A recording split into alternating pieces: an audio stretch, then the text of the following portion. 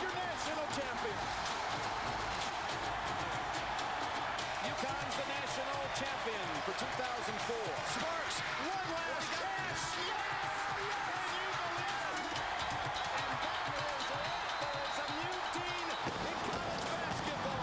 North Carolina takes the title. College basketball is on fire.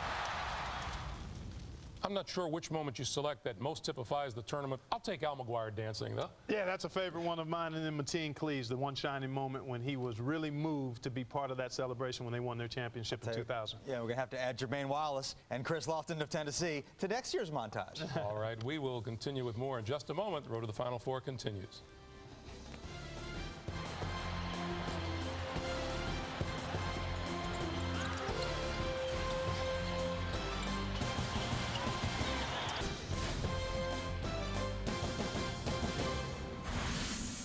Welcome back to the road to the Final Four, powered by Pontiac. Coming up, 9 hours of nonstop tournament action begins with George Washington taking on #1 Duke. That's followed by Wisconsin-Milwaukee against Florida, and Wichita State meets Tennessee. At around 5:30 Eastern Time, Washington plays Illinois, Montana meets Boston College, Texas A&M squares off against LSU. And then finally, at about 8 Eastern Time, Alabama faces UCLA, while Indiana goes against Gonzaga. And as we head further down the road today, let's open the Hartford Playbook and talk about what you guys expect to see today. Well, both of these teams like to play high-paced, up-tempo games. J.J. Redick loves to splash the three from deep in transition during the half-court set. But this is where I think Duke may have an advantage, making sure that they pay attention to Sheldon Williams inside. And, of course, as we said, they're going to have to defend Pops-Mensah-Bonsu and really going to have to put the clamps on that guy, Maurice Rice. He had 20 points off the bench in their first-round win. Sean Dockery is going to be a key, defending whoever gets the hot hand. But, again, when you're talking about Duke, it goes back to their role players, especially the freshmen. Greg Paulitz at the point and Josh McRoberts inside. One of those guys is going to have a big game for them to win. I'm sorry, Greg. Just one of the things that interests me, we saw how J.J. Redick stumbled a little bit coming down the home stretch of the regular season. What happens with Duke if he's not hitting his shot? Well, that goes to the point that Seth just made. You need to make sure that other guys are making plays. Both of these teams pressure you defensively. Duke has been vulnerable to teams that can dribble drive, and I don't know if there's a team in the tournament that has more playmakers with the ball than George Washington has, so that'll be a concern. For Duke to have a chance to win this game, and I think they will, they've got to take care of the ball, squeeze the orange, and make sure that they attack smartly, but when they don't have opportunities in the open court, they've got to establish Sheldon Williams inside, and they must do a good job containing dribble penetration so George Washington isn't able to get inside and perhaps get Sheldon Williams in foul trouble. And let me say this, it seems like a lot of people have been dogging GW the last few weeks, maybe that they're not worthy of their ranking. Let me tell you something, this is a very good basketball team, and they're experienced with juniors and seniors, and they got a lot of guards. Carl Elliott, Danilo Pinnick, I talked about Maurice Rice coming off the bench. It's a great situation for them because they love to get out and guard, they love to get out and score. There is no pressure on GW in this game. And if one thing that we've seen from all these games in the first round, having no pressure and just being able to attack that favorite definitely works to your advantage. Duke is one of the best teams in terms of a higher-seeded team that really plays with freedom. They tend to not play under pressure, and that's a credit to them and to Coach K. I think Duke prevails because of that. I do too. Here's the deal. GW and Duke set to open the second round down in Greensboro. Kevin Harlan and Dan Bonner standing by to call the action. We'll join them courtside after this word from your local station. Enjoy the games, everyone, here on CBS. A new day has dawned on the journey that is college basketball's ultimate road trip. Final destination, Indianapolis. Duke's J.J. Redick and Sheldon Williams have had great success, but a national title has eluded them, and they continue their pursuit of that one shining moment. George Washington, playing fast and furious, hopes to produce a brand of March Madness all their own. So who will survive and advance down the road to the Final Four? This is what the tournament is all about. The shot. That's the Leitner. Miracle! The flipper's down! He's smart as the hell. Syracuse is your national champion. And welcome everyone to the start of the second round of the NCAA tournament from the Greensboro Coliseum in Greensboro, North Carolina. 8th-seeded George Washington, #1 seed Duke, all a part of the Atlanta Regional. We have a sold-out arena on a beautiful day in North Carolina. Let's go, Jesus! Hi, everyone, with Dan Bonner, Kevin Harlan. Thank you so much for joining us this afternoon. All eyes are on Duke. How do they approach today? Kevin, I think they approach today much the way they approach things in the regular season. Here, a lot of people talk about how they have to get contributions from their supporting cast, but the marquee guys have to perform. That's a lot of pressure, but these two guys are all Americans, and if Duke is going to survive and advance, they have to have big games. Dan, in the games you have seen, the tapes you have watched, has Duke faced a team like George Washington style this year? I don't know that they faced the style. Now, Memphis is a similar team given the athleticism, the depth, the talent level, but George Washington's style is a frenetic style. They really like to get the game going up and down. They like to make you play just a little bit faster than you want to. They're scrappy, and if you're going to play against them, you've got to be very tough with the basketball. George Washington, they view this as a big opportunity. It's the Colonials of George Washington and Duke up next on CBS. Sponsored by Singular, TIAA Cref, Lexus, and by Bud Light. On demand is free. Get the first 3 rounds live on your computer. Sign up at ncaasports.com/MMOD.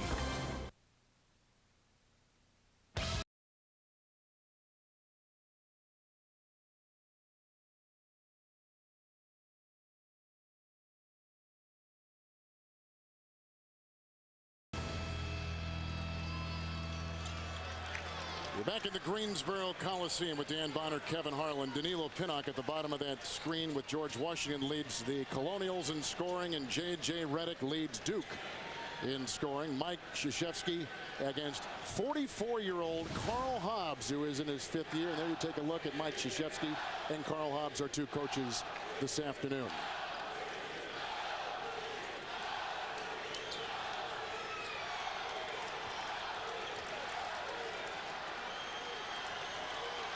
Our officials, Eddie Hightower, Sid Roadheffer, and Frank Conley. For Ed Hightower, his 21st NCAA tournament, and he has officiated 10 Final Fours. Our game this afternoon brought to you in HD TV by Harris Corporation, the world leader in broadcast systems for high-definition television and mobile media.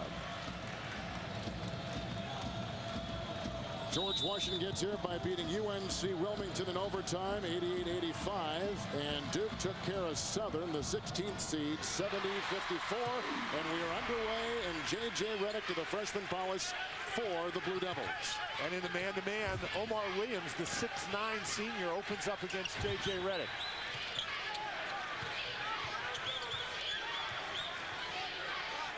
Duke has won 4 consecutive games and 14 of 16 coming into this afternoon. And the freshman McRoberts.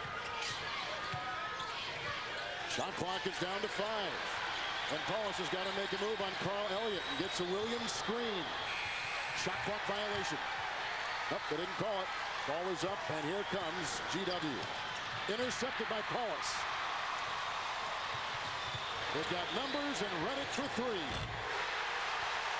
Boy, and what a demonstration of what Duke is trying to do on the basketball court. I thought Sheldon Williams was open for a layup, but Paulus waited for Redick for the 3 in transition. Now the school record holder at Duke. Of course, he was before he broke his own record. There's a block shot by Williams inside, followed by a long shot by Elliott and a tip-in inside. And that will allow George Washington to set their pressure. Remember, Duke is not an outstanding rebounding team. Mike Hall, who tipped that one in, a really fabulous offensive rebounder. Paulus with the drive and the 2. He went most of the game in round 1 without even scoring. And Elliott racing the other way for the Colonials. When I'm talking to the Duke staff, they really feel that Paulus plays better against teams that like to play an up-tempo style. And he's got the steal and the basket already today. His motor is always running very high. Man-to-man defense for the Blue Devils. Yesterday, George Washington opened the game by going inside immediately to Pops Mensah-Bonsu. He is back in the starting lineup. Clock running down. Colonials have won 19 of 20 games inside the Mensah-Bonsu. The second rejection for Sheldon Williams of Duke. A fresh shot clock, and outside Hall is wide open. And gets it again. That's a foul on Dockery. Talked about J.J. Redick in the open. Greg Paulus passes up Sheldon Williams, waiting for J.J. Redick. That three in transition, a dangerous, dangerous weapon. George Washington going inside to Pops Mensah-Bonsu. This is going to be a great matchup in there all day long. You know, looking at that replay, that ball never hit the rim. The shot clock was down to 7. George Washington got a new shot clock, which resulted in the foul. And I thought at the other end, just beginning the game, that Duke wasn't off in time with their shot. And the buzzer sounded. Nonetheless, we continue with a couple minutes gone here in the first half of play. Williams inside against Sheldon Williams and Nick Roberts. And Omar Williams for George Washington comes up with 2. 2 points, or 2 baskets for George Washington, both of them as a result of offensive rebounds. George Washington's really going to create some problems for Duke with their ability to penetrate to the basket. Nice pass. They doubled Williams, and McRoberts was free coming off the baseline. Kevin, they actually triple teamed him, and you know, you want Sheldon Williams to give up the ball, but you'd prefer he not give it open to McRoberts standing alone under the basket. We know about JJ and we know about Sheldon, but McRoberts, along with Paulus, 2 keys, 2 freshmen for Duke this afternoon. We're inside with the miss right there by Pinnock. Picked up by Hall. Good offensive rebounding so far. 6 collected by George Washington. McRoberts doubles in that rebound.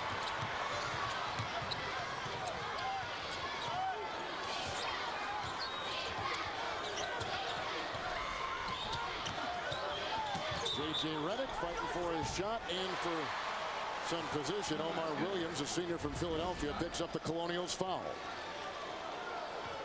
Look at Josh McRoberts right there. The ball's passed to Williams. A triple team. McRoberts catches it. Nice job by McRoberts to go find the open spot, and a good pass by Sheldon Williams. Couple substitutions now for George Washington.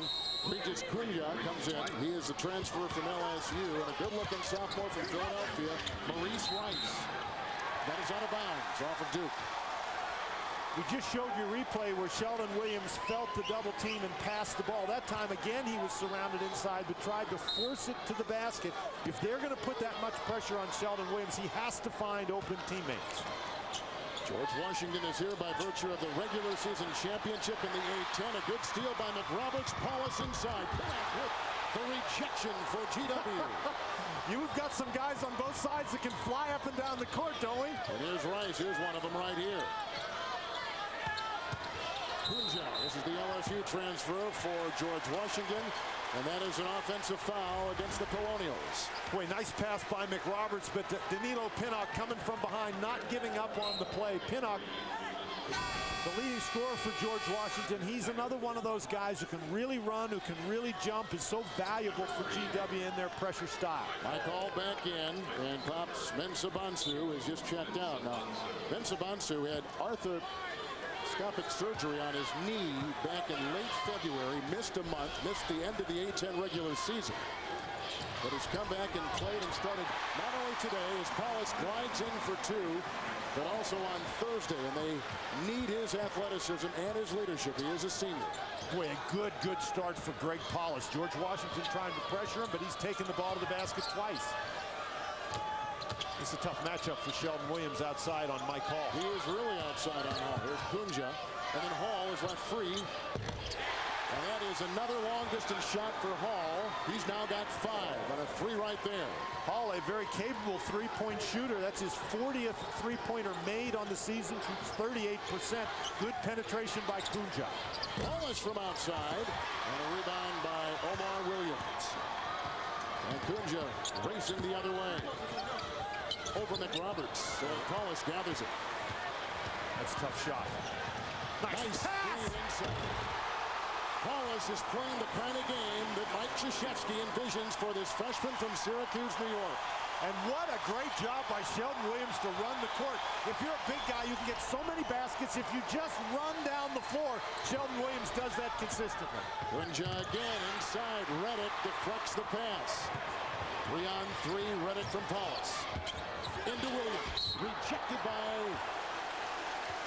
Hall, and a foul. That is the first on Hall. Duke has started 5 of 8. And Duke has 3 assists on 5 made baskets, all authored by the freshman Greg Paulus. To the true fan, the whole year comes down to just one weekend. the 2006 NCAA Men's Final Four. In the biggest ticket giveaway in NCAA history, only Pontiac is sending 100 fans to see it live.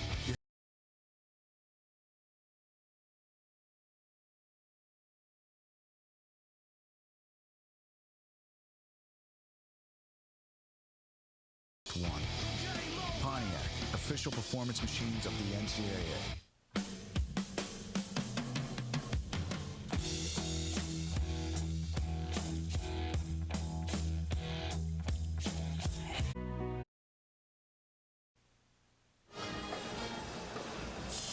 A reminder, vote for the Pontiac game-changing performance of this round. Nearly $150,000 of scholarship contributions are online. Vote now at ncaasports.com/Pontiac. Speaking of slashing, that's exactly what Paulus has done. He led the ACC in assists, and as a freshman, only the 4th ever in that great conference to do so. A nice beginning for Greg Paulus. Even with the 2 All-Americans, Kevin, guard play is so important in the NCAA tournament. Paulus, you're right, a very, very fine start. Interestingly enough, we talked about George Washington and the pace they want to play, thanks mainly to Greg Paulus. Duke has 7 fast break points, George Washington none. The problem for Duke is that George Washington has missed 9 shots and GW has 7 offensive rebounds. These are the first free throws of the game, courtesy of the senior from just outside Tulsa in Forest Park, Oklahoma. Sheldon Williams coming off a great 29-point double-digit performance in rebounding the other night against Southern. Boy, he was dominant. Southern really worked very hard, particularly early in the game, to keep the ball out of the hands of J.J. Redick, and Sheldon Williams was just dominant, and he can be dominant. 57 double-doubles, that's ridiculous. And Sabansu is back in for George Washington. DeMarcus Nelson has come in for the first time for Duke. Oh, what a play! Climbing it high and slamming it down hard. Well, Bob Sabansu really is a high flyer, a tremendous athlete. Everybody in the D.C. area talks about his ability to dunk and block shots, and you saw that skill on display right there. This guy had knee surgery less than a month ago. Paulus with it. Hall and Rice trapping. And out of Sacramento is DeMarcus Nelson. Good pass. Sheldon Williams again tripled. A lot of traffic inside that lane. Williams can't grab it, and it's off of GW. Popsman Sabansu, look at him. He leaves the top of the key area, just cuts to the basket. How in the world did he ever get that ball? It just goes way out. His arm is completely over the rim, and he tips that one in. Terrific player, first team A-10 performer. And he's averaged 13 points and 7 rebounds, and he's the #1 shot blocker on this team. #2 in the history of George Washington. Yinka Dare was #1 all time. As Josh McRoberts got a nice feed with an easy hook. Sheldon Williams right under the basket. They're watching him, but nobody's watching Popsman Sabansu. What did we say earlier when Sheldon Williams ran down the court and got a basket? Well, Popsman Sabansu returns the favor, just runs the court out ahead of Sheldon Williams, and he picks up a foul trying to block the shot. And we're early in the game. But that's the ability of George Washington to throw the ball inside to a guy like Popsman Sabansu who's really going to keep the pressure on Sheldon Williams. You've got to defend in there, but you also have to be careful about foul trouble. The Warriors have the best season in the 92-year history of their program. Single season record for most wins, and at one time they had an 18-game winning streak. It's been a very, very good season for Carl Hobbs, and a big reason is that Popsman Sabansu returned to school. They say that he's the most popular person on the George Washington campus. Won't be if he keeps shooting free throws like that.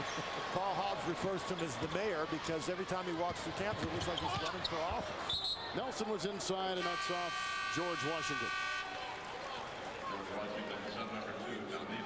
And Popsman Sabansu certainly coming back on Thursday, playing for the first time in a couple of weeks, was outstanding. Scoring on the inside, blocking shots, really was a presence that made a big, big difference in that game.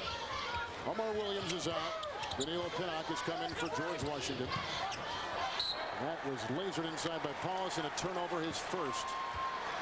Paulus saw something that McRoberts didn't see. Paulus saw both of the defenders going with Redick, and that McRoberts had an open lane to the basket, but McRoberts didn't see that, and so he wasn't where Paulus thought he was going to go. Here's Hall, and outside, that's Rice for 3. one of the all-time great high school players in the history of Philadelphia high school basketball, Maurice Rice. He comes off the bench and really provides a spark for George Washington. Williams inside, and Elliott looked like he clipped him from behind. For the Colonials, Elliott picks up his first. George Washington noted for its ability to play in transition. To be quite frank, early in the game, they have not gotten back very well in transition. That's a matter of some concern to Carl Hobbs. If that keeps up, he'll be stomping over there even more than usual. Dockery comes back in the game. DeMarcus Nelson will take a breather on the Duke sideline. Quickly in it goes. And Sabansu works on Williams inside the lane. Out of bounds. It's off of GW. Unless they change the call, which I think they will. They did. Here's a look at 44-year-old Carl Hobbs. He played for Jim Calhoun at UConn. Well, and Sheldon Williams, there's 4 blue shirts around him. He has to recognize that and find an open teammate.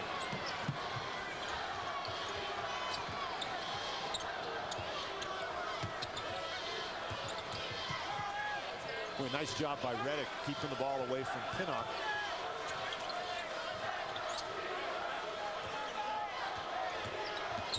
Dockery guarding Rice. Good move by Paulus, but one step too many in trouble. 5 George Washington turnovers.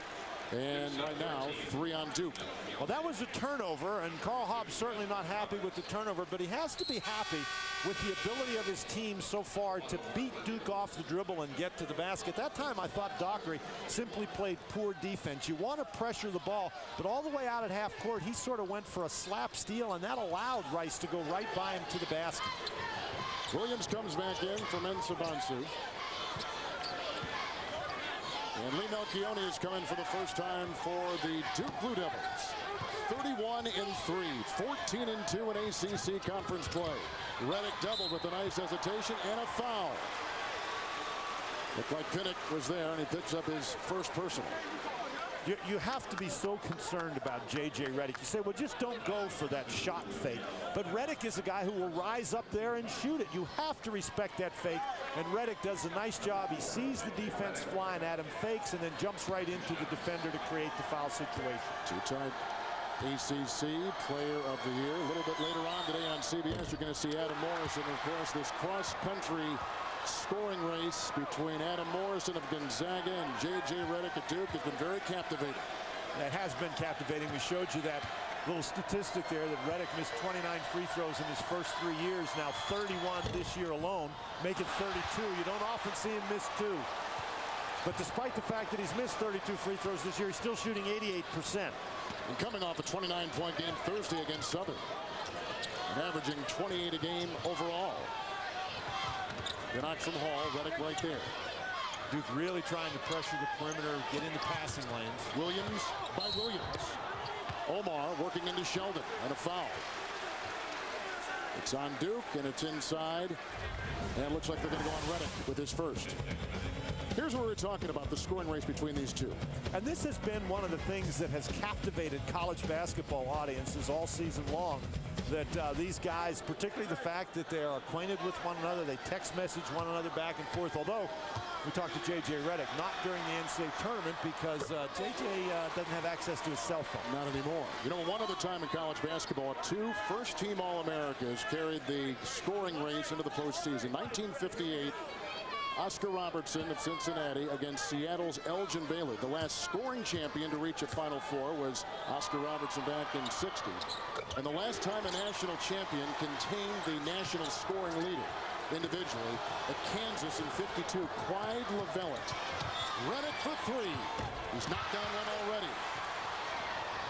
Well, look how quickly GW gets the ball out. This is what they want to do. Pressure you and make you miss and then run down the court. Good knock by Williams, and he travels. It's a second traveling violation on a fake by Colonial this afternoon. High-octane game, and Duke is on top by a single point. Duke's biggest lead has been 6. George Washington has never led, no ties, and obviously no lead changes. We talked to some of the Duke coaches, and they were saying, is there a team similar to GW? They said, yeah, it might be Memphis, and maybe not in terms of style, but in terms of personnel. Right, Memphis has a lot of long, quick guys that can really put the pressure on you defensively, that can get to the basket offensively. Melchione converts there. Keep in mind, though, that while Memphis held J.J. Redick to shooting 4 for 9, Sheldon Williams had 30. And so it's hard That's a career high, yeah. It's hard to shut both of those guys down at the same time. Pinnock and Williams, Paul and Rice, and they go inside to Carl Elliott at the 5 for GW, and Elliott comes up big with 2. Well, Carl Elliott, 6'4", 225 pounds, but still a quick point guard. And Greg Paulus a little overmatched if he's going to be able to post up in there. Paulus with the right now at Dockery, Williams, Melchioni, and Redick. Redick has got 3. Paulus has 4 for Duke. Melchioni again with a 3 here. He just hit from 2. Williams chases down the loose ball for George Washington. They've only got 2 losses. And Duke has only 3 losses this year. The 2 losses, the fewest of any team in Division I for the Colonials this year. It was a sensational season. There's Hightower and Krzyzewski being called with Hobbs to midcourt. I don't know what this is about. Eddie Hightower blew the whistle, called both of the coaches over. Carl Hobbs, who played high school basketball with Patrick Ewing in Cambridge, Massachusetts, and his coach was Mike Jarvis. And ironically enough, Mike Jarvis, who's in the building and at least was on Thursday and had planned to be here today, has a son, Mike Jarvis II, who is on the Duke bench as an assistant coach. And I think what's going on here, Eddie Hightower may have heard a whistle in the building. He went over and he talked to the NCAA representative and then to the tournament director, Fred Barakat, the ACC assistant commissioner. And I noticed Fred walking down there calling the security people over. So I think that they heard a whistle in the building and they're going to go see if they can find it.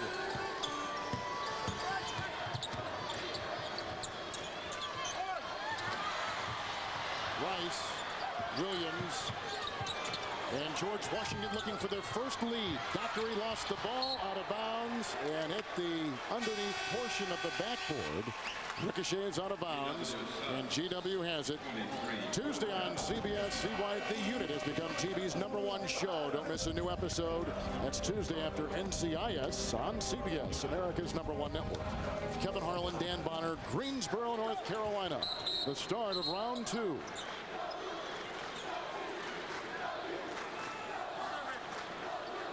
And there's still some conversation between Eddie Hightower and John LeCrone, the NCAA rep, who is here. Looking for their first lead. Again, point-blank range, and Pinnock can't put it in. Boy, and Regis Kunja just went in there and climbed the back. I mean, literally. George Washington very aggressive on the boards. They already have 8 offensive rebounds in the game. That's two fouls on Kunja. He's a very valuable substitute. Some full court pressure by the Colonials through 10 minutes. What do you think? Well, I think it's exactly the kind of game that we expected, Kevin. Duke has come out on the attack, and George Washington really doing a great job finding open opportunities. And there, Melchioni, we talked about other guys stepping up. That's 2 of those that he's hit in this game. And picked up by Melchioni. They got a 4-on-2, another 3. Williams the rebound. You know, one thing we talked with Mike Krzyzewski yesterday, and he said what they have to do against the pressure is everybody's got to handle the ball, and if you're open, shoot it. And I can't hit again. Boy, Kunja got away with one there. He very easily could have been called for his 3rd personal foul, but there's another offensive rebound. McRoberts, the rejection on Williams. Marcus Nelson back in. McRoberts had it knocked away and out of bounds by Mensa Bunsa. Well, the ball goes inside, and Melchioni here is at a disadvantage. Reaches around, knocks the ball away. Omar Williams was looking for a foul. Paulus is in. DeMarcus Nelson is out. And Sheldon Williams continues to be looked at on the bench. In fact, the trainer has just gone down now to take a look at a timeout taken by Duke, but Williams is being looked at on the Duke sideline as we speak. 9.5 to play in the half. Duke has led the entire way by as many as 6 and now by 4. Moments ago, Sheldon Williams of Duke. And it looks like he's got some blood on that 3rd finger of his right hand. George Washington is out rebounding Duke by 10, but the Blue Devils are out shooting George Washington 53 to 31%. Redick in the lane, double team. Oh, what a great move by Redick. One of the disadvantages to having 9 offensive rebounds, Kevin, is that means you're missing a lot of shots. Right. You would prefer to shoot a higher percentage and have fewer offensive rebounds. And they've gotten good looks. And inside, McRoberts and Mensah-Bonsu collide. You know, we've talked about the fact that George Washington wants to make you play a little bit faster. Here's J.J. Redick. He's playing very well under control so far. But early in this game, it appears as if George Washington is playing just a little bit too quickly. They've been able to get some pretty good penetration against the Duke defense, but they've turned it over. So after the traveling violation, George Washington has turned it over 8 times, and Duke has turned it over 3 times this afternoon. Paulus. Well, here's that pressure, intense pressure. And he lost it. Pinnock, let's see if they can cash in. They do with Rice at the other end. And that Sheldon Williams dribbled across half court and picked up his dribble. You never want to do that. He put Paulus in an extremely difficult situation, and the freshman guard didn't want to call another timeout because they just called one to relieve pressure. Paulus in to Sheldon Williams. See, and when you put so much pressure out on the perimeter and Duke spreads the court on you like that, you don't have enough guys to cover Sheldon Williams inside. Williams leads all scorers with 6 points right now.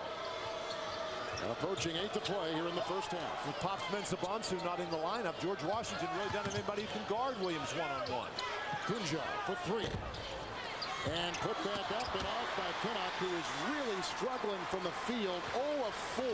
And he's their leading scorer. Just in a little bit too big a hurry right there. Pinnock, I thought, had time to pull that ball down and then take it back up.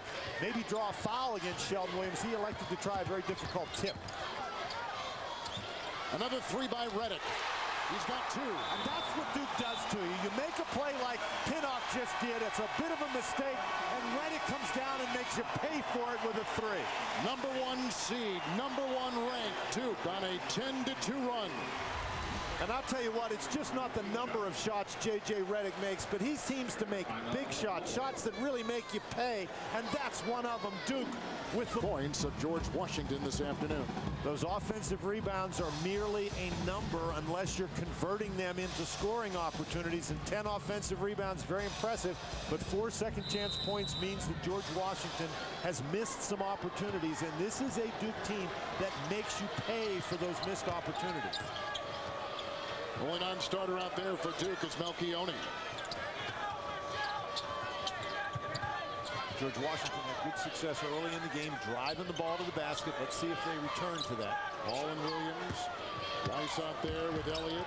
Pinnock, and they finally get one to go on the penetration you were talking about. Williams really is at a disadvantage with this smaller GW lineup as Omar Williams takes the ball hard to the goal, misses it, but there's another offensive rebound. George Washington coming off their first tournament win since 1994. They had lost 4 straight in the tournament as a foul is called on the Colonials. And it goes on Pinnock for a second time. Duke has led the entire way and by as many as 9. Duke with a 7-point lead, and if George Washington is going to cut into it, they need more of this. Look at Greg Paulus. You've got a couple of Duke guys open, but Paulus has his back to the court. When he finally gets turned around, the pressure just too much. Excellent defense right there. Maurice Rice lays it into the basket. However, George Washington answers with the penetration to the goal. Omar Williams, the penetration, and then the tip. So George Washington, both of those things are elements that they need to do more frequently in this particular game. The pressure on Greg Paulus creating turnovers and then get some baskets off penetration. McRoberts at the free throw line, leading scorer with 8 points is Duke's J.J. Redick. He's also knocked down a couple of threes. McRoberts at the free throw line. He was the high school basketball player of the year a season ago. Inside to Williams from McRoberts. Boy, Duke continues to get some done on the some things done on the inside. That time, just very poor block out. The one guy you got to block out on the free throw line if nobody else is the shooter.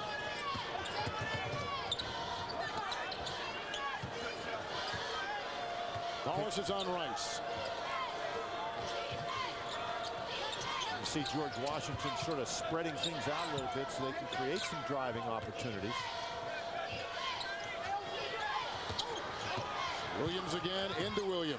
Omar can't get it. Sheldon does inside. That's one thing to drive the ball to the basket, and Omar Williams did it very well, but that was great defense close to the goal by Sheldon Williams. And Carl Hobbs is going to get Pops Mensah-Bonsu up off the bench to create a little bit more of a low post presence. Williams again fighting off one defender after another. He's got 10.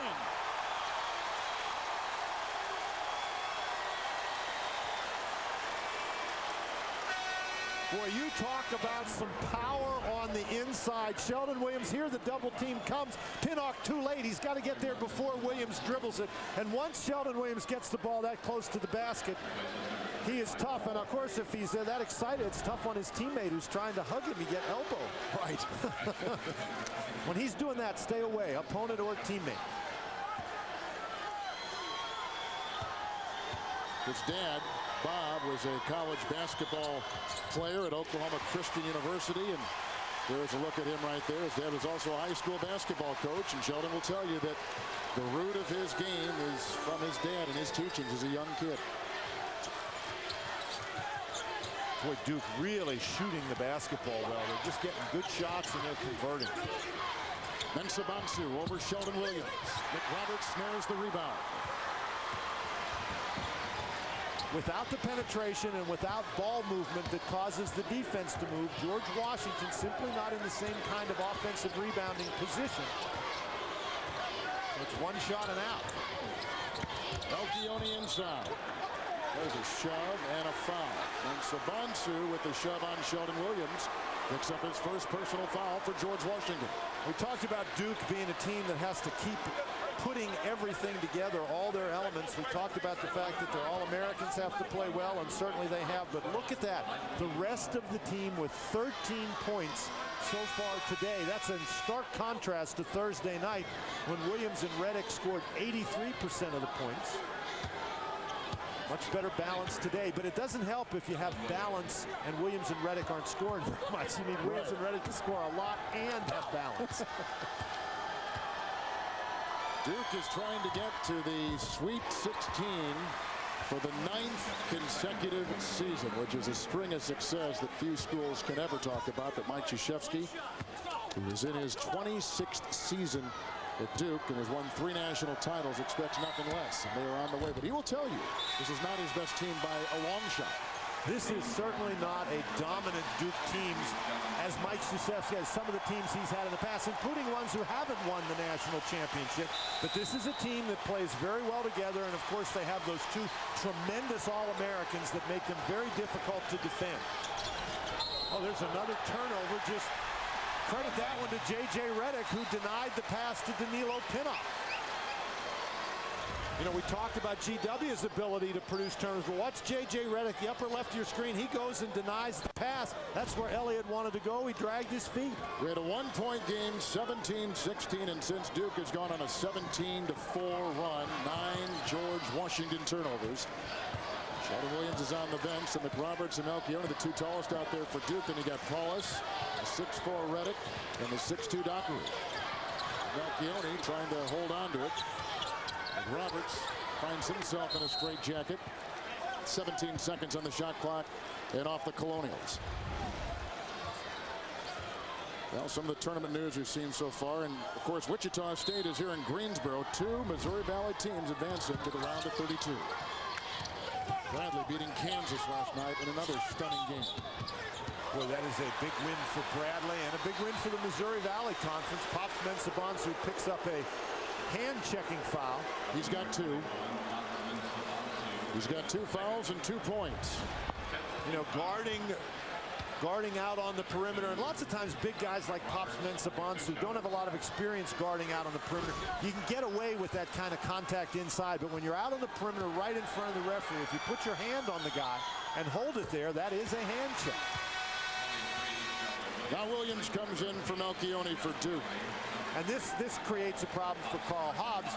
George Washington has had no answer for Sheldon Williams except when Pops Mensah-Bonsu is in the game, and now likely he's out for the remainder of the half. And Mike Hall will take his place. Remember, on Thursday, in the win over Wilmington. At one time, George Washington was down by 18 points. They went on a 19-0 run in about 4 minutes. Well, during the course of the regular season, George Washington trailed by 17 at Xavier. Reddick picks up his second foul, and George Washington came back. But I'm telling you, you don't want to get any further down against these guys out here. Well, they trailed on the road by 12 points at Marshall, by 10 points at St. Joe's, and by 17, as you say, at Xavier.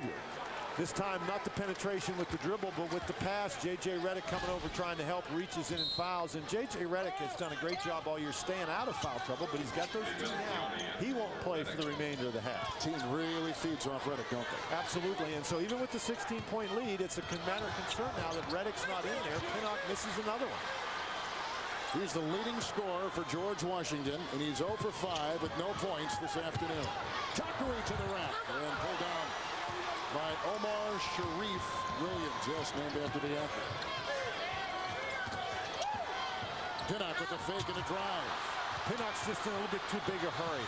Collins was trying to get in a hurry, and finally Williams gets it, and Elliott and Rice into Williams. Another block by Sheldon Williams.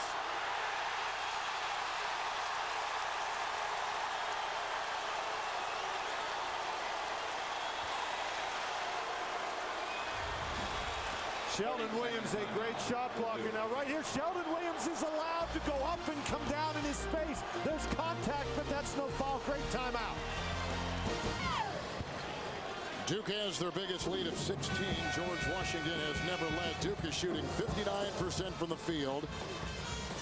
Sheldon Williams leading all scorers with 13 points, and he's grabbed onto 4 rebounds and blocked 3 George Washington shots this afternoon. That's not a bad line for still 4 minutes and 9 seconds left in the first half. Sheldon Williams has been dominant. We talked about Duke needing dominating performances from its All-Americans, and Duke has gotten those so far in the first half.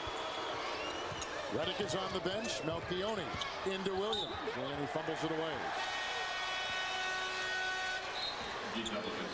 Duke began the season at number 1. They finished the season at number 1 in the AP poll. Now they try to make a run to Indianapolis.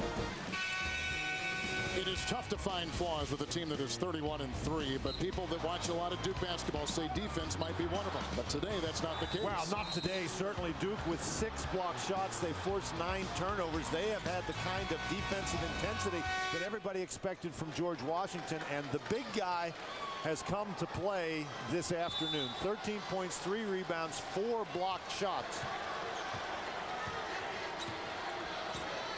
Of course, GW has struggled to start. Hit 4 of the last 5. Omar Williams. Rebound by Melchioni. Out there with Reddick and McRoberts. They've got Sheldon Williams and Greg Hollis at the point. And when you're George Washington and you're trying to penetrate to the basket and you have success, that's one thing. But when the other guys block 6 of your shots, it makes you a little hesitant to go in there. Duke is on a 19-4 run since we were tied at 17. And there is a long shot by Reddick.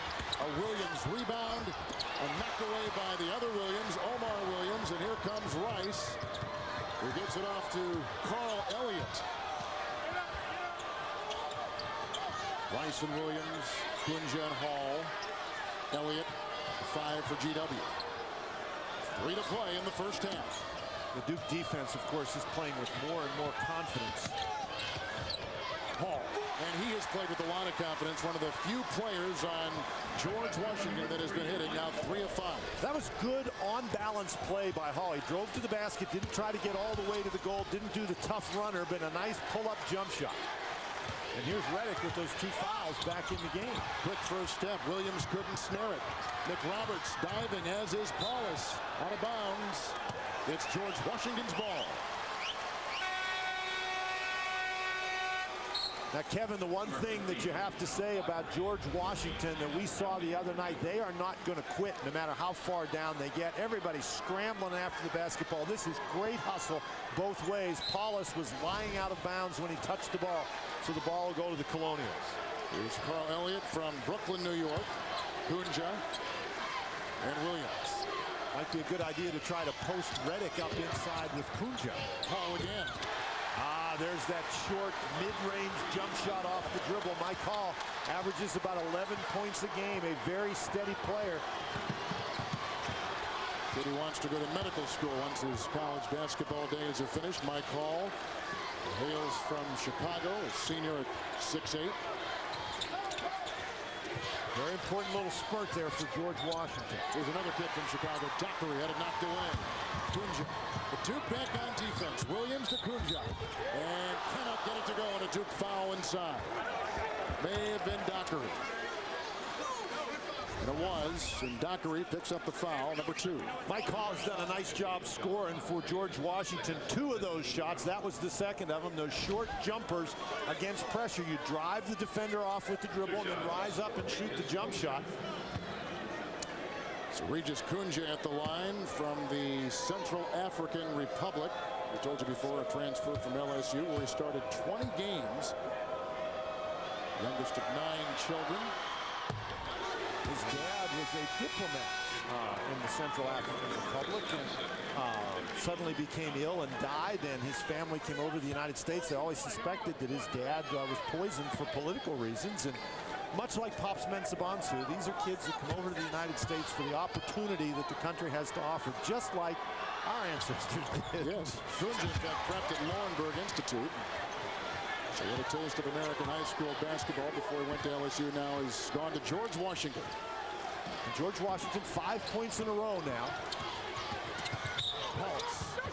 It was a foul right around the circle on his dribble drive with 1.5 minutes to play in this first half. Coming up in the singular at the half, Greg Clark and Seth will cover the hottest topics in college basketball with another round of buzzer beaters. They'll also take a look at Bruce Pearl, the man leading the turnaround at Tennessee. And a singular Naismith update, that's all coming up in the singular at the half. And with Dan Bonner, Kevin Harlan, and at the free throw line is Greg Paulus, who had the distinction of being the #1 rated high school point guard in the country last year as a senior in Syracuse, and was rated the #1 high school quarterback in the country in football, and that decision was in front of him. And he could have gone to Notre Dame and played in South Bend, but had always dreamt of playing for Coach Krzyzewski at Duke, and here he is as the starting point as a freshman. Well, you made the point the other day, probably quarterback at Notre Dame, point guard at Duke. Both are pretty prestigious positions in college athletics. They have a nice ring to them, don't they? Duke now trying to maintain the pressure. Paulus has 5 after that trip. Elliott. And Dockery reels it in. But Omar Williams had a lane to the basket and he passed it up. Paulus wasn't really in position to force him to pass it, but Paulus was close enough. Paulus with the second turnover. And Krzyzewski saying, Greg, settle down. You can just see him right there as he continues to teach. The other night, Paulus was pretty good against Southern, not great. And Krzyzewski wrapped his arm around him at the end of the game, and a nice little conversation. One of many conversations we hear that Krzyzewski has had with this team since this Duke team won on this floor the ACC postseason last weekend against Boston College. That's a tough matchup for Sheldon Williams. Great job by Sean Dockery to get over and help, although Omar Williams draws the foul. They call that foul on Sheldon Williams? The half, sponsored by Singular, raising the bar. Welcome once again to our New York studios and Singular at the half, everyone. I'm Greg Gumbel. After 20 minutes of play in Greensboro, the Duke Blue Devils up on George Washington 37-26. I'm joined by Clark Kellogg and Seth Davis of Sports Illustrated. You sound like you think there's a whole lot to be happy about as far as GW is concerned. Well, they were down 16 and then foul trouble to Sheldon Williams and J.J. Redick put Duke in a little bit of a stagnant period offensively, and you know George Washington has the capability of coming back. They came back from 17 down in 15 minutes against UNC Wilmington the other night. I think you've got to be pretty happy if you're Duke right now as well. I just like their intensity, especially at the defensive end. GW has those quick guards. So far, it hasn't really bothered Duke, and Duke's been able to answer them at the offensive end. Let's talk about Duke on the inside. Well, that's where they've got to try to hurt George Washington in the paint area, and they've done that to the tune of scoring 18 to 12 points in the paint. Nice penetration, nice pass there by Paulus to Sheldon Williams. Missed free throw, McRoberts chases it down, and there's Sheldon Williams doing his work inside. And then look at him get that nice, sweet real estate in the paint. That's part of the reason they call him the landlord. He got the hoop and drew the foul there. But Duke, when they've executed in the half court like that, they've got an advantage inside. And J.J. Redick, you always wonder how he's going to be, so it's good that he gets off to a good start here early in the game, knocking down his three-pointer. That really helps his confidence right now. 8 points, 2 for 3 for 4 from behind the line. But I like the fact that he only has 8 points, and yet Duke is still winning the ball game, because that means they're getting help from their other players.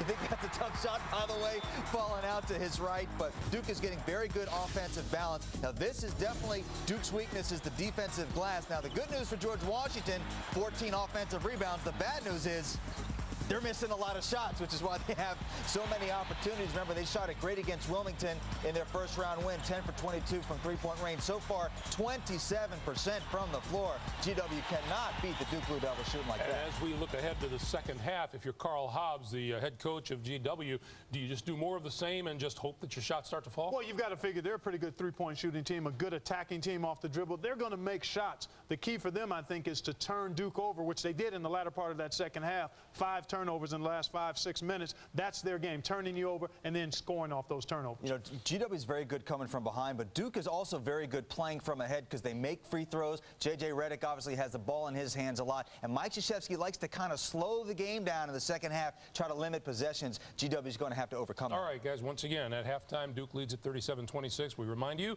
up next here on CBS, number 11, Wisconsin-Milwaukee takes on number 3, Florida, down in Jacksonville. And our second game out of Greensboro features number 7, Wichita State, against number 2, Tennessee. Now, in his first season as Tennessee coach, Bruce Pearl has transformed a sub-500 team into the regular season. Also, about that time, Montana takes on Boston College, while Texas A&M tackles LSU. And then around 8 Eastern this evening, we'll see Alabama against UCLA. And we'll close out the night with Indiana and Gonzaga. Call the newspaper. It's time to fire up the buzzer beaters. Clark and Seth will put what's left of your mental reflexes to the test. You will have 15 seconds to answer a question. You buzz in only if you disagree. And here we go. Why would we disagree? Yeah, right. First question up. Albany almost became the first 16 seed to knock off a number 1. Is that ever going to happen? Won't happen in my time as a broadcaster. I plan to be here maybe another 10 or 15 years. Hopefully, it won't happen. It will definitely happen. I mean, it's only a matter of time. I think it happens in the next couple of years. In college basketball, the world is flat. I know. Clark is just sucking up to 16 seeds. Not since UNLV won the NCAA title back in 1990 has a non-power conference school won it all. Seth, will this be the year it happens? It will not be the year it happens. The only one who really has a chance is Gonzaga. As much as I like them, I do not see them winning the title. No objection. Clark, the Big East is now 5-3 in this tournament. In hindsight, should the committee have taken 8 teams out of the conference? 8 teams deserved it. You could even make a case for Cincinnati being a 9th team. They deserved it. It's not about conference. It's about teams. The Big East is the biggest conference. It had the most teams worthy of being in the tournament. 5-3, their record in the tournament has nothing to do with the fact that they deserve to be here. All right, let's ask Seth to look ahead now. In round 2, what's going to be the biggest surprise? The biggest surprise, I don't know how much of a surprise you want to consider it, but I still like Wichita State to beat Tennessee. Again, I think the styles. Oh, now he's buzzing me. Yeah, I think the style. I told you I was going to get back to you later on. I told you I was going to get back to you later. Very nice. I think Tennessee is going to upgrade their level at both ends of the floor. Wichita State is a terrific all-around team, but I like Tennessee to bring their A game. Chris Lofton, C.J. Watson will shoot better from the three-point line. I think Tennessee moves on. All right, as the buzzers go, so goes the tournament. Thank you for watching Singular at the half. We'll send you back to Kevin and Dan in Greensboro for the second half of George Washington and Duke after this. CBS Sports presents Singular at the half. Sponsored by Singular, raising the bar. Sean Diddy Combs and Daytona 500 winner Jimmy Johnson. Sheldon Williams with 13 points and 6 rebounds as we start the second round of the NCAA tournament on CBS. Duke has never trailed with their lead as large as 16 at one point in this game. Fans, you can win an NCAA-related prize every 35 seconds at mycokerewards.com/NCAA.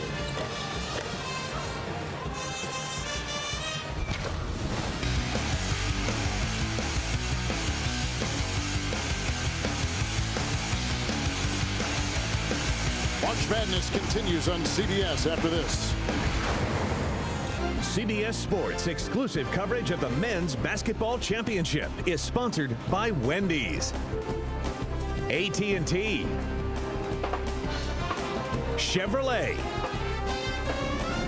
and by Miller.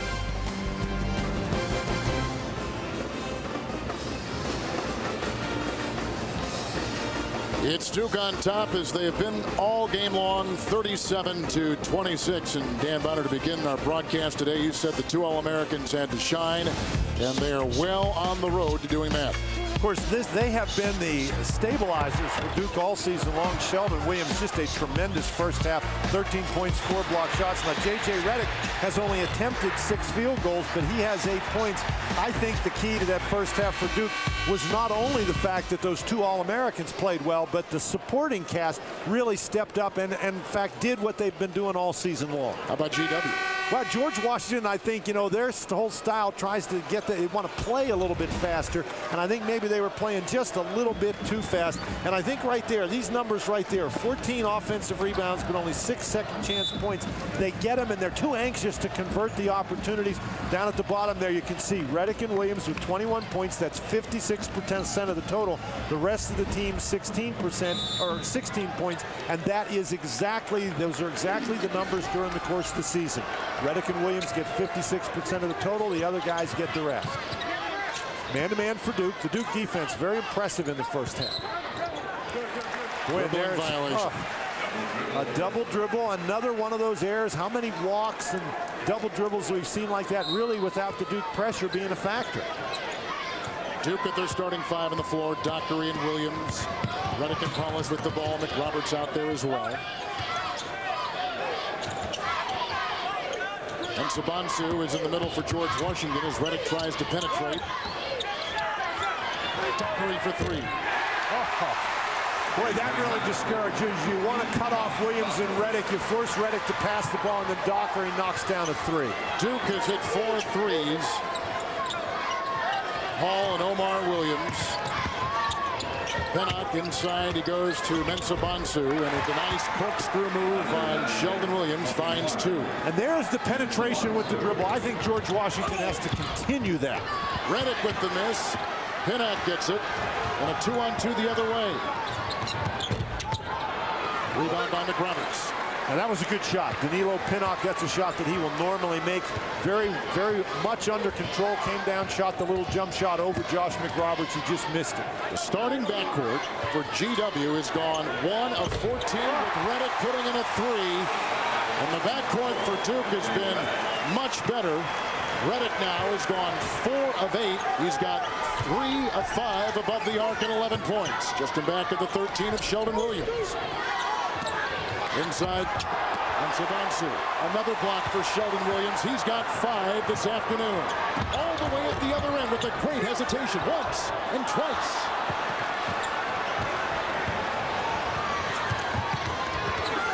Pinnock.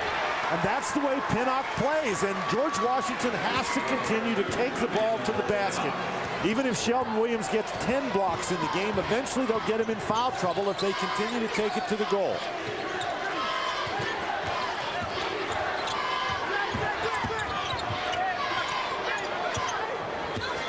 It's McRoberts. Wow. Wow. Well, you got to guard him. He's a pretty good player. They let him dribble right down to right on top of the basket. Elliott inside. McRoberts taps it off to Dockery. And Duke had a 3-on-2, but Dockery will slow things up. We saw a great feature on Dockery in our pregame show with Greg and company in New York as we get underway for the second round today. Talked about his very tough upbringing. Redick again. He's hit a couple to begin this second half, and J.J. has put in 13. And Duke has got their biggest lead as they're climbing over the table, chasing loose balls. McRoberts with some fancy dancing inside. Well, McRoberts gets inside, gives the fake behind the back pass, but he's 2 feet from the basket. You can't get him that close to the goal. But that last shot by J.J. Redick, that tough drive to the baseline, the step-back jumper, that's what makes him nearly impossible to guard. Another deflection by McRoberts. That's very fortunate for GW that McRoberts deflected that because Mike Hall had cut back door. GW has got to get themselves sorted out very quickly here, or they're going to create a mountain that's much, much too high to climb. Kunja has come in, nice jam inside by Pinnock. GW now trying to set their pressure. Dockery breaks it with the pump fake. That's just great execution by Duke. And you know, despite the fact that George Washington can apply great pressure, nothing is more discouraging for a pressing team than when the other guys beat it so easily and score. Here's Hall who had the hot hand. Williams back to Rice. And a foul. Looked like Paulus may have gotten him with a forearm. And there's nothing complicated about this. Dockery just dribbles the ball straight down the court and scores. No matter what kind of pressure you're trying to apply, you've got to stop the guy with the ball. Boy, nothing complicated about that. Just driving the ball right to the basket. And there you see the All-Americans getting some pretty good help today. So here is Maurice Rice. Back in the first half, we talked about how heavily decorated he was as a high school player, breaking Wilt Chamberlain's career Philadelphia high school scoring record, did Rice. And he was a 3-year Philadelphia and State of Pennsylvania scoring champion. I mean, some real impressive numbers he brings to GW.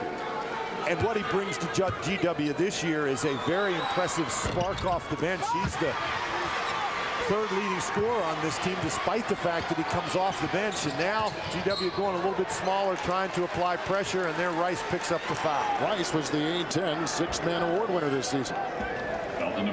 Well, we were able to talk to him after the game the other night, Rice that is, and Rice explained that his role was to come off the bench and really get things going, and it was a role that he enjoyed.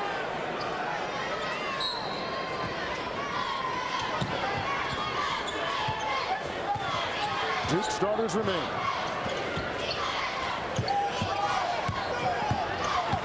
Roberts.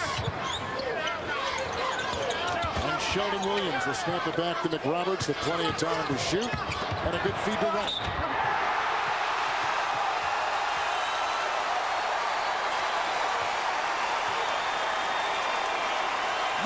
Reversal right there. McRoberts drawing the pressure and then finding Redick cutting to the basket. And J.J. Redick just moves very well without the basketball, recognizes the situation, sees that Pinnock has turned his head. Pinnock turns his head, doesn't see Redick until the last minute, and J.J. gets to the basket in an impressive finish. And now J.J. Redick with another missed free throw. 0 for 3 today. Isn't that amazing? He has 7 of Duke's last 11 points and a game-high 15. Rice for 3. Ah, that's a big basket. GW has really struggled from out there today. 3 of 10. One of the things that got him started in their comeback on Thursday against UNC Wilmington was the ability to get a couple of threes to go in the goal and then force some turnovers. Foul on McRoberts. Mike Krzyzewski not happy with the call. And foul number 2 for Duke. John McRoberts, second team foul. Well, a very animated Carl Hobbs, the A10 Coach of the Year. Timeout.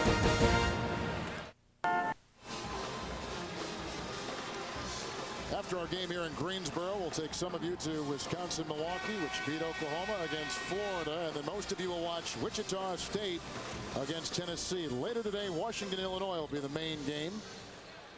And we'll work our way through the schedule. Then a lot of you will see Indiana and Gonzaga later on CBS as we start the second round of the NCAA tournament with Dan Bonner, Kevin Harlan. George Washington has never led and trailed by as many as 17. J.J. Redick leads all scorers with 15. And George Washington going with a little bit smaller lineup, but it's important that they use their skill to get to the goal, just as Kunja did there, but they've got to convert. A lot of up-close misses for GW today. Over the next 3 weeks, you can see exclusive behind-the-scenes footage from the CBS Sports Studio production crew. Just go to cbssportsline.com/people. Foul goes on Redick for the 3rd time. Cleaned up by Hall. Kevin, it's a good point that you make. George Washington has a lot of up-close misses, but they're not easy shots. Duke really contesting those balls close to the basket. Oh, that's a good point. Hall picked up by McRoberts. Elliott to Pinnock. Redick's got 3 personal fouls. It wouldn't be a bad idea to try to drive him to the goal. Kunja. McRoberts the rebound. See, I think it would be easier for Pinnock to get into the lane and shoot that little jumper over Redick than it is for Kunja to try to get that ball over Sheldon Williams. Roberts just picked up his 11th rebound of the game. And moving around is Williams, and he had Kunja in the way, and he picks up his foul. That's number 3 on Regis Kunja. What a season this has been for GW. The 18 consecutive wins. They finish in the AP poll, number 14. And they get the 8th seed. Pinnock picks it up and racing the other way. He slams it down. You look for something to ignite your team. That might just be the trigger. Well, that certainly ignited the fans, and Pinnock, a guy who is noted for his ability to make those kinds of plays. Dockery for 3. And Williams gobbling up another rebound, but picked up by Hall. And you can see with the foul on Dockery right there of Duke.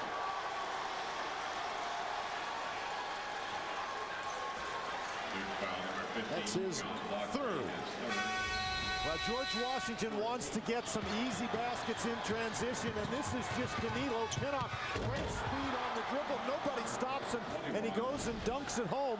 And then on the other end of the court, slapping and grabbing at the ball, they create a turnover. They have a chance to cut that lead. If they get a 3-point basket here, they cut it to 10. Malchione has come in for McRoberts. DeMarcus Nelson has come in for Dockery. Hall, Rice, Pinnock, guarded by Reddick. A 3. And over the backboard. Moments ago, Sheldon Williams grabbed a rebound, and that makes him the leading rebounder in Duke history. With over 1,240 passing, CBS's Mike Jaminski. A lot of records are being broken by these Duke All-Americans. The only record that they want to get is a... But he had a wide open lane, and Nelson losing the ball, and GW will get it back with 13:39 to play in the second half. And this is the kind of play that can turn a game around right here. Malchione with the easy one, sort of looked like he lost control of the ball going up. You can see his reaction. The Duke Blue Devils know that a 13-point lead against this George Washington team with 13.5 minutes left to go in the game is not a comfortable situation. Elliott to Hall. And Hall to Williams. Much like in the first half when GW got a lot of offensive rebounds and couldn't convert them. They're forcing turnovers in the second half with few conversions. Rice from right in front, couldn't get it. Williams dives against Williams. Omar scoring on Sheldon. And George Washington is on a 7-0 run. Now Duke has had 10 turnovers in the last 10 minutes, going back to the late stages of the first half. Well, the Duke Blue Devils gave themselves some margin for error, getting out to that 18-point lead, but they cannot afford to continue to turn the ball over against George Washington. They had great success going inside to Sheldon Williams early. Number 18 was what George Washington trailed by the other day in the first round against a very tough Wilmington team. Sheldon Williams. Well, if you can get Sheldon Williams to shoot that shot every time down the court, George Washington would be very, very pleased. Important possession here to bring it to single digits. Hall for 3. Reddick with the rebound. And now the rebounding is even after George Washington had a 10-rebound advantage at one point in the mid-stages of that first half. Duke has come back to tie it.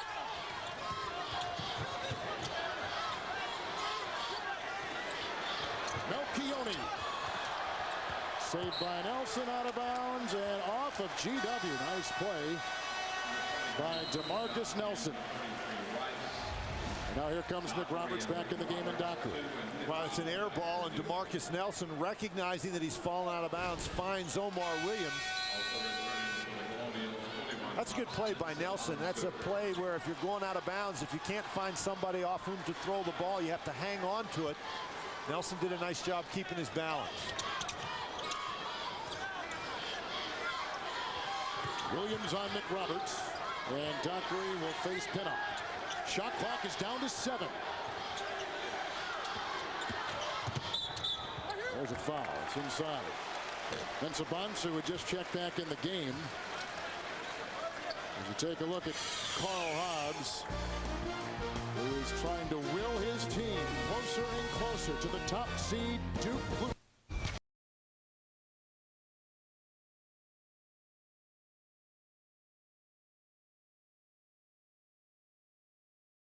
At the end of today's game, we'll select a Chevy player of the game from each team to honor their determination and outstanding play. Chevrolet will make a $1,000 contribution to each university's general scholarship fund. America's brand supports America's best. Chevy, an American Revolution with Dan Bonner, Kevin Harlan at the sold-out Coliseum in Greensboro, North Carolina. Leading scorer Reddick out to Dockery and picked off by Pinnock, and he can buckle up for the leading scorer. All season long, it's been Pinnock. Today, he is picking up momentum slowly but surely as the game goes on. And now we are down to a single-digit Duke lead. This is the first time this half the lead has been in single digits for the Blue Devils. Nice job by Pinnock to hold that right hand out there, knock the ball down, pick it up with his left, and then he is off to the races. And the George Washington bench, they have seen this act before. They're not giving up over there. Dockery goes to the line as Duke is able to break the pressure and create an advantage situation. Elliott picked up his second personal foul, and Sean Dockery, whose dad was a high school coach in Chicago, calmly gets the first one to go. He left the state of Illinois as high school basketball's all-time assist leader and all-time steals leader in the state. Now that is saying something, because that state has produced some outstanding high school players.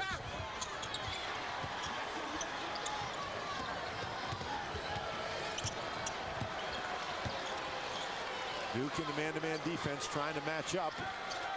Kunja and Pinnock and Elliott. And Sabansu and Williams, the 5 for GW. Another traveling violation.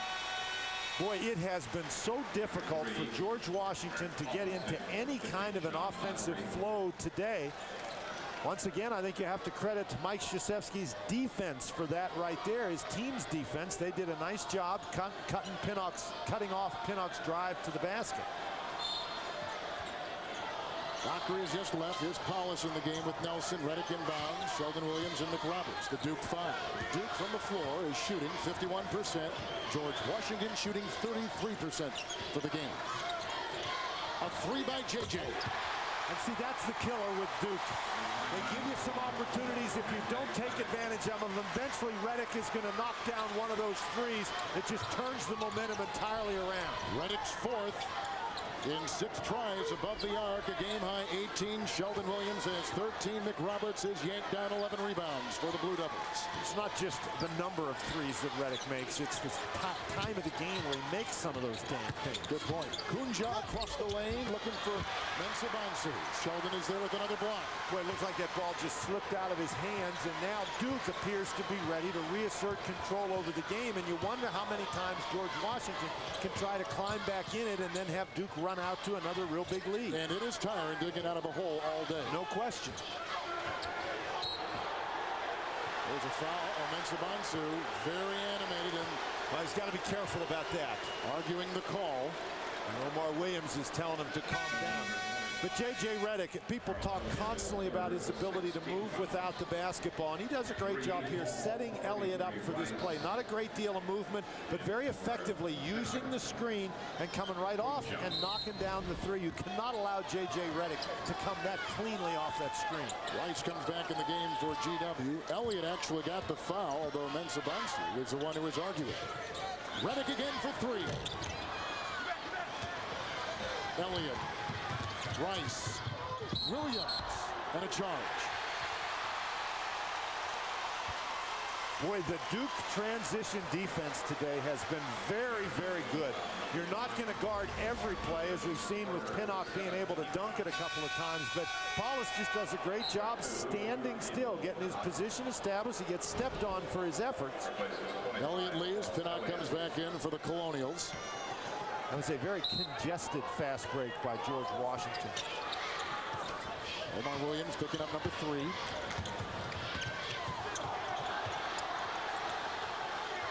McRoberts. Oh, what a pass. And a foul. Marcus Nelson hits the deck hard. And Krzyzewski is just boiling over on the sideline. He wants a goaltending call made. And the officials are going to talk about this one. Sheldon Williams with the pass to McRoberts, and he lines up and just lasers that one. And you're not allowed to hang on the rim like that with the ball in the cylinder. That ball never got above the basket, never got to the cylinder. Be a very interesting call right here. But that's what the Duke bench was up and complaining about. If the ball's on the rim there, you cannot be grabbing it. You can't touch the ball in the cylinder. That ball never got above the rim. Mensah picks up the foul. Two shots. And the officials ruled that there was no goaltending or basket interference. And I think that's the correct call. The ball never got into the cylinder.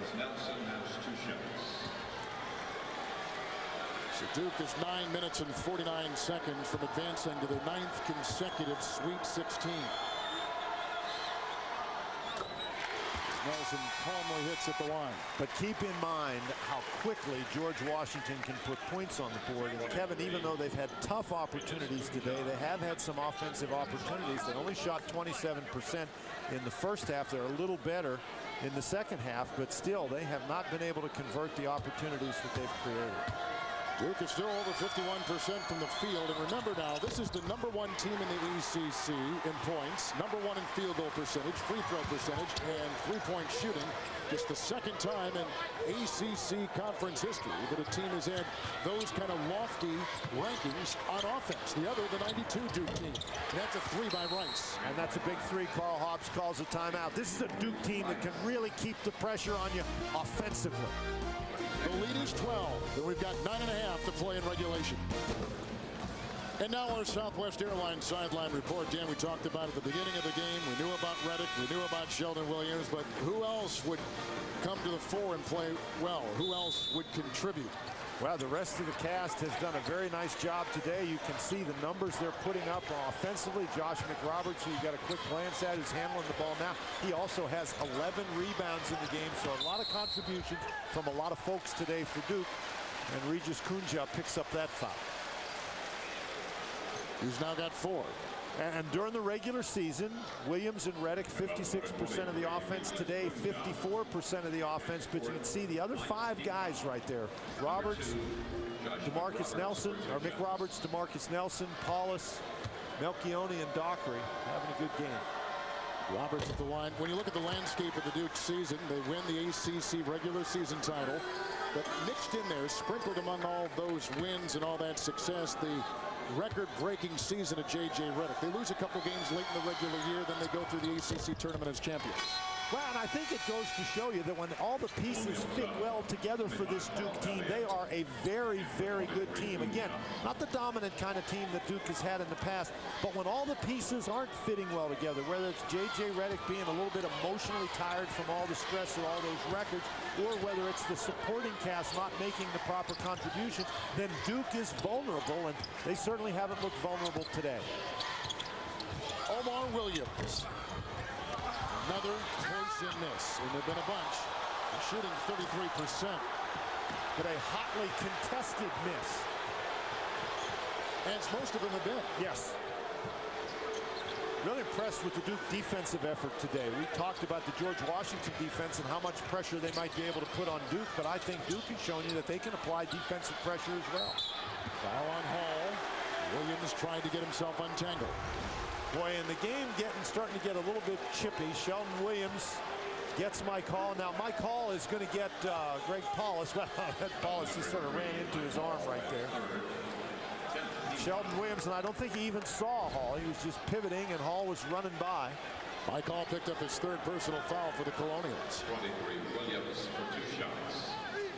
Duke played the final game on Thursday night when they took care of Southern 70-54. And after the game, which ended after midnight local time here in Greensboro, the assistant coaching staff stayed up, they tell me, till 7 a.m. that morning, breaking down tape, getting ready for GW. Had a couple hours of sleep, then the meetings, then the practice, then the media obligations. And now here they are today. Well, it's those assistant coaches. Mike Krzyzewski has a group of assistants over there. They're young guys. They're capable of doing that. And they don't have to go out and play. But he's got a great staff over there. You saw Johnny Dawkins on one side of him, Steve Wojciechowski on the other. Chris Collins also part of that staff. Those are the kind of hours that these assistants put in all these programs. Hall looking for Pinnock and deflected out of bounds by DeMarcus Nelson. The shot clock is at 23. And George Washington, they still have time left in the game. It's a 15-point deficit, but we saw how quickly they can put points on the board the other day, but they have got to get it in gear.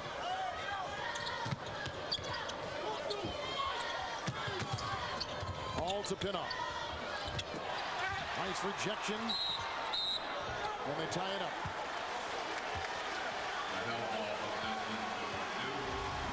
This is round 2, and we are in the Atlanta bracket. And the winner of this game will move on to Atlanta next weekend for the regional finals. And other teams. And that Northwestern State team, what a great win they had yesterday. An impossible last-second shot. Looked a lot like that shot that Chris Lockman from Tennessee made to win Tennessee's first-round game here. Full-court pressure broken by the Devils. Oh boy, Sheldon Williams all alone inside the Houston. McRoberts was one step away from slamming it down. And the other way they sent Rice. Dancing on Nelson for 2. That is a great defensive play by DeMarcus Nelson to get back and prevent Rice from having the wide open three-point look.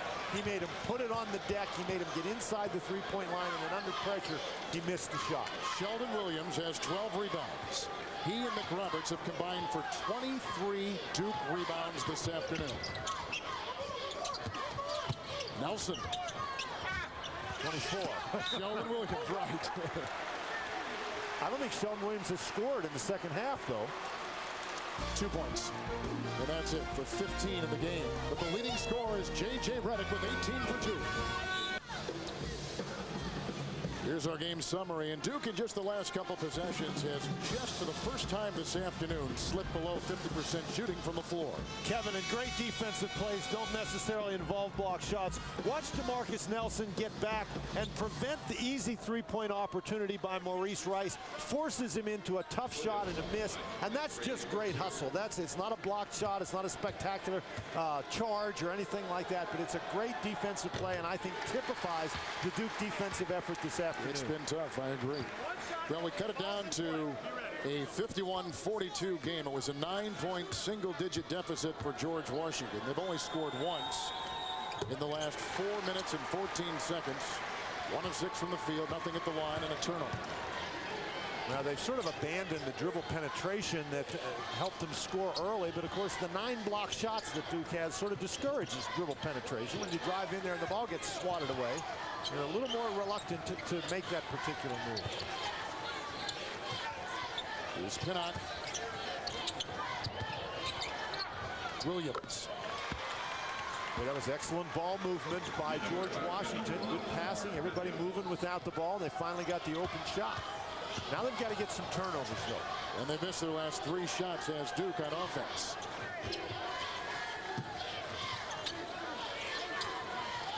The game is still not out of the reach of George Washington, but Duke with some tremendous advantages here. They've got 2 All-Americans that they can go to for shots as the shot clock runs down. Only 1 bench player in right now. That is DeMarcus Nelson. They rise the starters in for Krzyzewski's Duke team. Kicked out of bounds by Pinnock, who's out there with Hall and Williams, Elliott, and Rice. And the shot clock will reset to 15 on the kick. You know, this is something that Mike Krzyzewski likes to do strategically with his team, you know, is to run some time off the clock and score at the end of the shot clock. And that is not always the easiest thing in the world to do, particularly against a good defensive team like George Washington. They were drilling that the other night, Thursday, here late against Southern. Screen by Williams, and Redick setting for 3. Well, earlier this season, I saw Duke in a game against Virginia Tech in Durham try to do that, and they lost an 11-point lead and had to make a half-court shot to win the game. Williams goes by McRoberts, and McRoberts cradles his 12th rebound. He and Sheldon have combined for 24 rebounds. The 2 of them have this afternoon. That's the story of the game right there, though. George Washington drives, gets a close opportunity at the basket, but highly contested, and Duke able to snare the rebound. I mean, 32% from the floor for George Washington against a team like Duke. This is a Duke team, as you noted before, Kevin, not well known for their defensive prowess.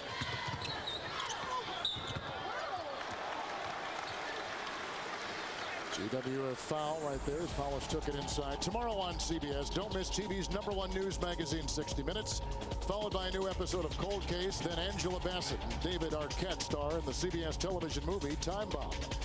That's tomorrow on CBS America's #1 network. Greg Paulus will be at the free throw line. He is the youngest of 5 boys in the Paulus family. So those 4 older brothers probably gave him a tough time growing up. So he got all of his grit. Well, that's in an older brother's contract, isn't it? That's what they have to do. Nelson comes out. Dockery is back in for the doubles.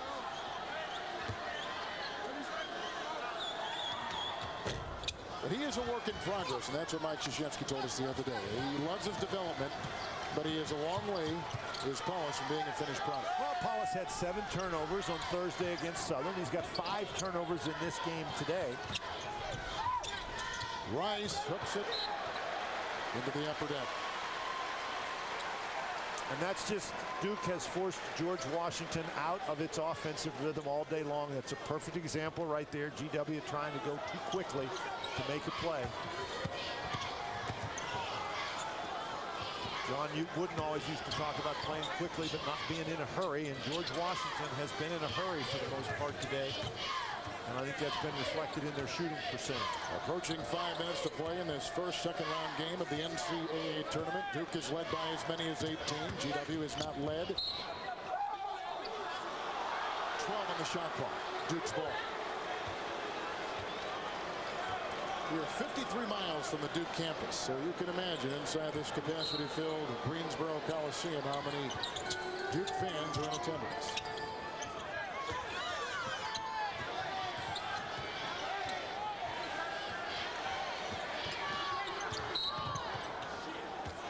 Carried the ball. Yep, he did.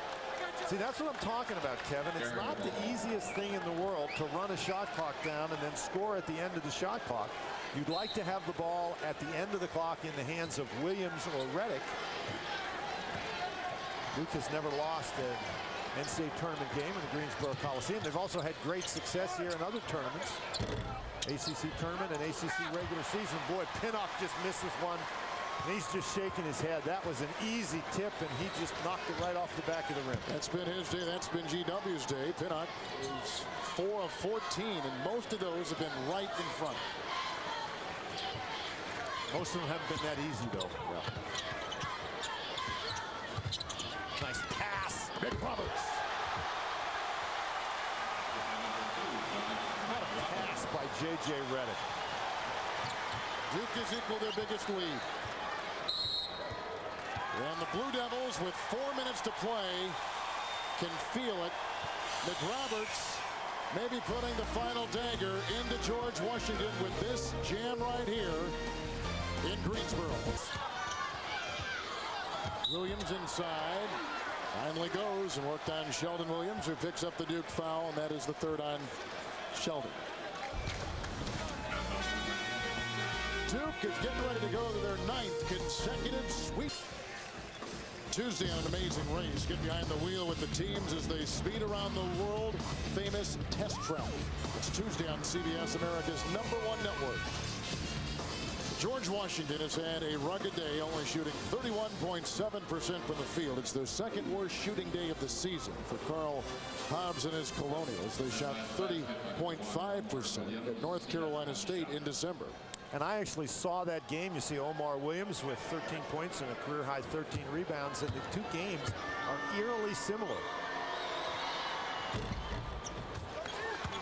And he completes the 3-point play. 15-point game. And 3:45 left in regulation. George Washington right now just has to apply as much pressure as they can. Can't worry about fouling. Just have to try to steal the ball. All 5 starters are in there for Duke, including Dockery. A nice job by Duke to handle the pressure. Now they've got to get a shot.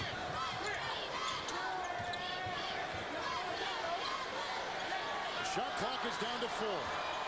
JJ's got Pinnock on it. Rebound by Omar Williams. See, that was a very good job by George Washington to disrupt what Duke was trying to do, but now they've got to get some baskets. A 3 here would help. Rebound by Reddick. That's the second rebound for him. Duke and George Washington are tied in rebounding at 37 apiece. Well, 3 really would have helped, but Omar Williams is not the guy to shoot the 3. Redick foul. Elliott picks him off inside the lane, and the 4th on Elliott. We can see the struggles for George Washington. 20 of 63 and 63 field goal attempts. They have done a nice job of offensive rebounding with forcing turnovers, but they simply haven't been able to convert. 64 actually, and that is 20 more attempts than Duke has taken today. That is amazing as you see the numbers on Redick today in comparison to what he's done at the line from 88% in the season.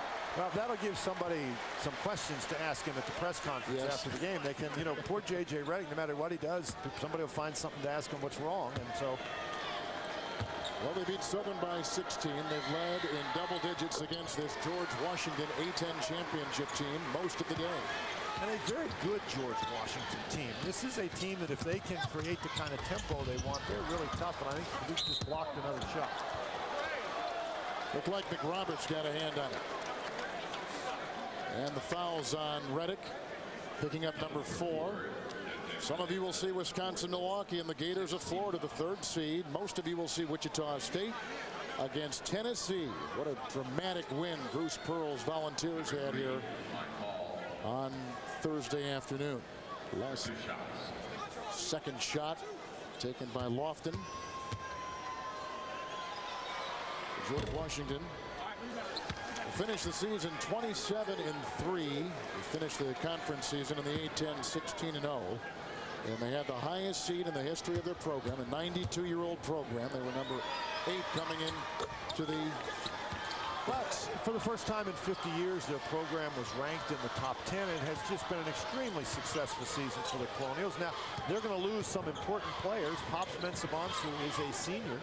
As we said before, as Coach Carl Hobbs said, he's the most popular guy on campus. He can't walk across campus without waving and shaking hands, much like he's running for office, which is why Carl calls him the mayor. Well, he's in the right city for running for office, isn't he? No, you don't run for office in that city. You're already there. Running from office. Yeah. Now, Pops Mensah-Bonsu, we had a chance to talk to him yesterday, and what a really nice young man. Told us the story that he wasn't even very much involved in basketball, at least organized basketball, until his sophomore year in high school. And he didn't come over to this country to play basketball. He came over because his parents wanted him to have a great opportunity and an education. His basketball days started at Hackney Towers in London, which was a rec center, sort of like a boys and girls club here in the United States. And his coach, Joe White, was the guy who got him going with basketball, made him do his homework before he let him play basketball. And Joe White died a couple of years ago, and Pops Mensah-Bonsu actually wears a piece of tape on his ankle in memory of Joe White. Mensah-Bonsu, by the way, means whale killer. And that's great-great-grandfather in Africa and Ghana. Now, the thing that I want to know about whale killer is if that whale was on the beach, then his great-great-grandfather had an advantage. But if that grandfather had to go into the water and engage in hand-to-fin combat, then I'm really impressed. Absolutely. Well, his great-great-great-grandson is here. And 4th foul. How about Pops Mensah-Bonsu said he would never be involved in just so Greenpeace can relax. That was a long time ago. His great-great-great-grandfather, and he said he loves Shamu. He'd never do anything to harm a whale.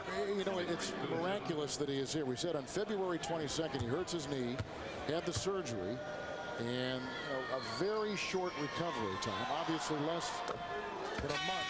And here he is playing and started in both the tournament games, Thursday and then this afternoon against Duke. Well, he's had a great career. George Washington has been a real credit to his family, to himself, to his school, and they will miss him. Well, 17 weeks. George Washington was ranked in the AP poll. And he finished number 14.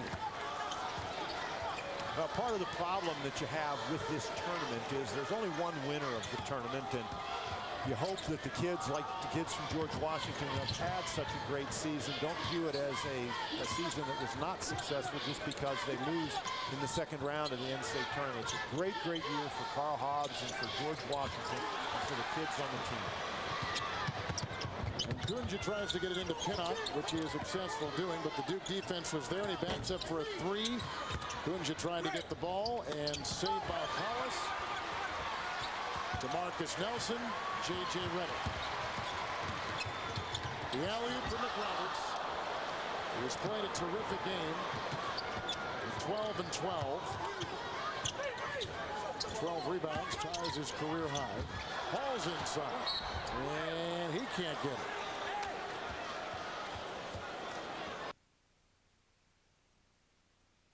Foul goes on Nelson for the second time. Here are the Chevy players of the game.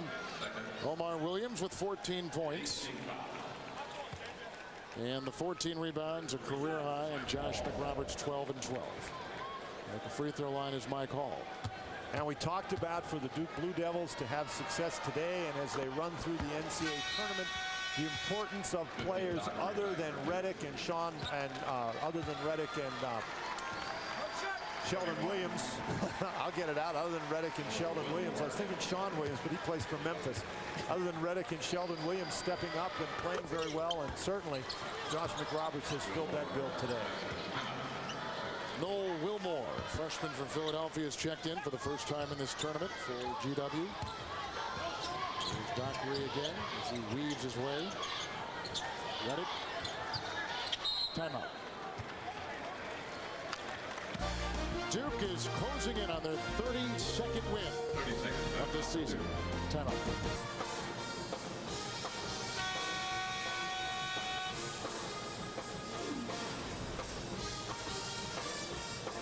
.114 to play in this game between Duke and George Washington.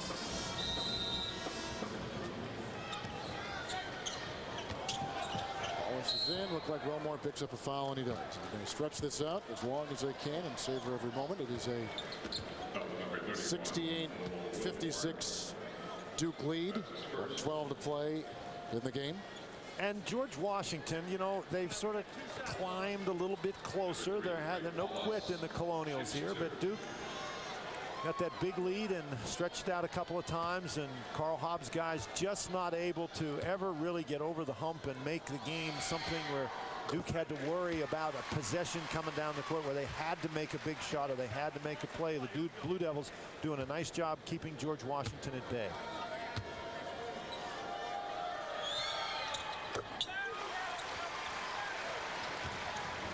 Tallest this afternoon, 7 points. Greg Gumbel in New York. Duke about to put a ribbon on a second-round victory over George Washington, and the top seed in the Atlanta bracket will advance. Meanwhile, just underway in Jacksonville, Florida is leading the Wisconsin-Milwaukee Panthers 9-5. We will take you to that game after this word from your local station.